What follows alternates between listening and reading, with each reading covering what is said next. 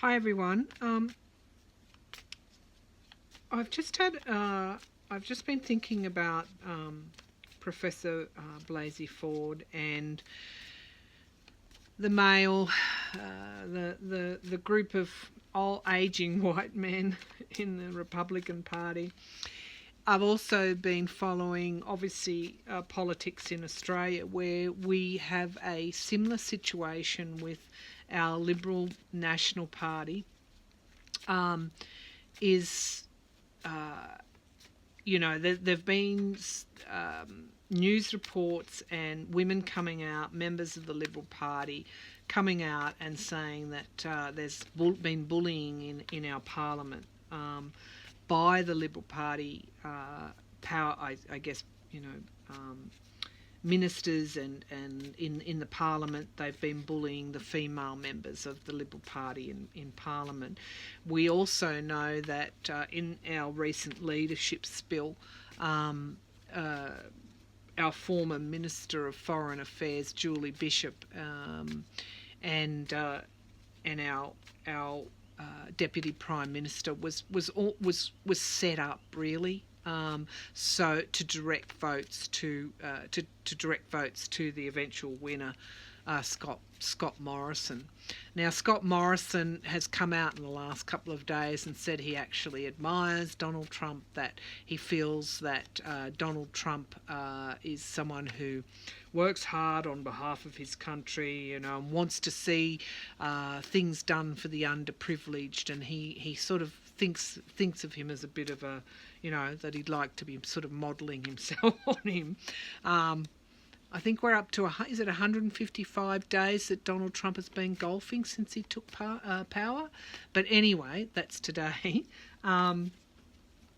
Scott Morrison is also, as I said, he won the Liberal Party ballot, and they ousted a sitting Prime Minister, Malcolm Turnbull, who previously had ousted a sitting Prime Minister, Tony Abbott, and previously the Labor Party had ousted a sitting Prime Minister, Kevin Rudd, as well. So we're pretty fed up in Australia about these sort of things happening. So my thoughts were, the Liberal Party is now conducting some self-analysis. The men are conducting some analysis that there actually needs to be more women in the Parliament, in the Liberal Party, Liberal National Party, and also in the Parliament. On the other side of the fence, our Labor Party, which is equivalent to the Democrats, has quite a lot of women on their front bench. So I guess, long story short, there is this focus on the need to bring women forward, or to be seen to bring women forward. I think that's the same thing that's occurring in the US as well. There is a, there's a spotlight on the lack of women that are making key decisions about women.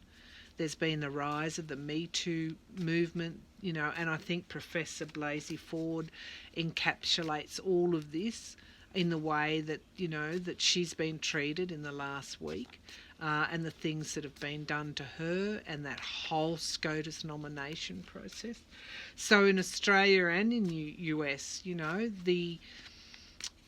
it's become very transparent, very blatantly obvious that women have been left out of key power positions, key decision making, and that the reason they've been left out is because men have chosen to do that. So on the other side of that has been women rising up and demanding more. So I just wanted to have a look at the cards, what the cards say about that. Will we see more power for women? Power is the wrong word. Will we see more representation of women in politics generally, across the world, in Australia and the US and in other countries? Okay. So in the past position we have the death card. That's endings, okay? So the time that that it was disproportionate, that women were disproportionately represented in politics and power and governing structures has come to an end. Now I'll say has come to an end because that is endings, the death of the old ways. Okay, the Knight of Wands. Okay, this is freedom. This is creativity. This is freedom. This is going forward with with new ideas, with the idea that greater representation is needed. Okay, it's become transparent. It's become transparent that it isn't, I guess yeah, it's become transparent that just by sheer optics, that's the word I'm looking for, by sheer optics, the absence of women in our governing structures. And I love this Knight of Rods because, you know, it is about propelling the ideas forward into reality. And parts of his armour, you know, are almost like they've got swords, you know, so he's very, or she is very intent on taking things forward. There's a lot of will to move toward a change. Okay, the Emperor in the future. To be honest, I think that you know, the Emperor is often associated with the male authority. And I think there's going to be quite a long way to go before we get there. There's certainly an unmasking an unmasking at the moment. But, you know, this could also represent the power structures as well. You know, again, this is about strategic planning. So even though we look at it as essentially a male card, it seems to me that there will continue to be strategic planning amongst women. Women will be motivated to come forward and take positions of power, stand for election. In the past, the Four of Swords retreating.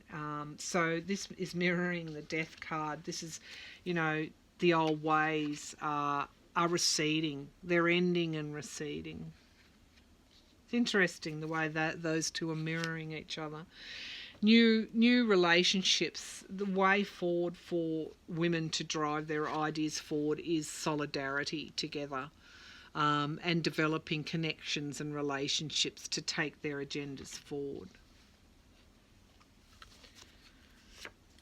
Okay, the Two of Pentacles, balancing and choices.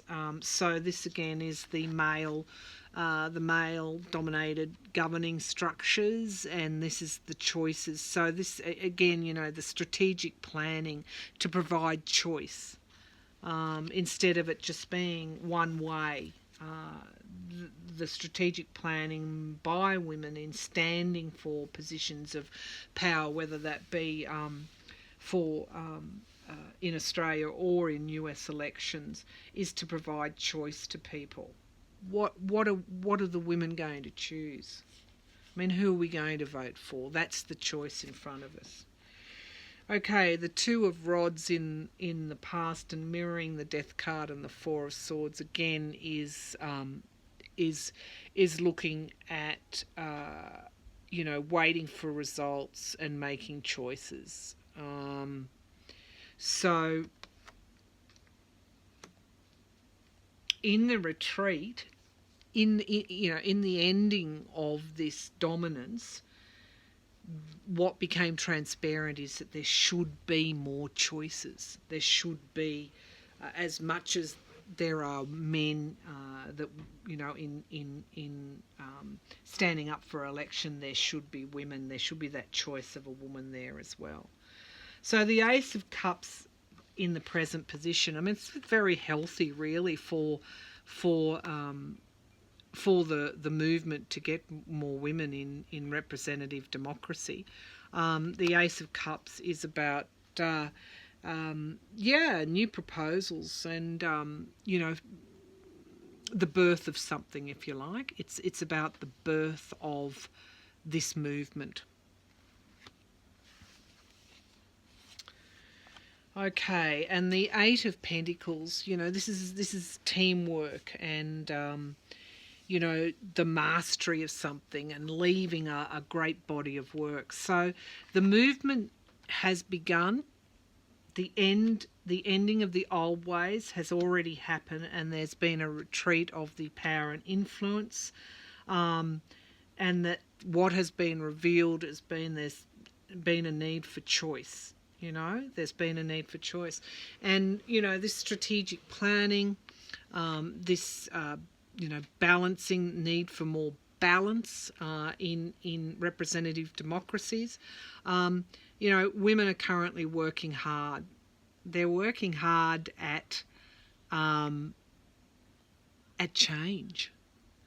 So whether it be in Australia or in the US or in other democracies across the world, or even other parliaments and power regimes, there is a growing movement for more women to be involved in representative democracy. So that's a good thing. We get more balance. We get more balance. We get the best of I guess what men bring to the table, but we equally need the best of what women bring to the table, because that way we'll achieve balance and true representative democracy. Thank you.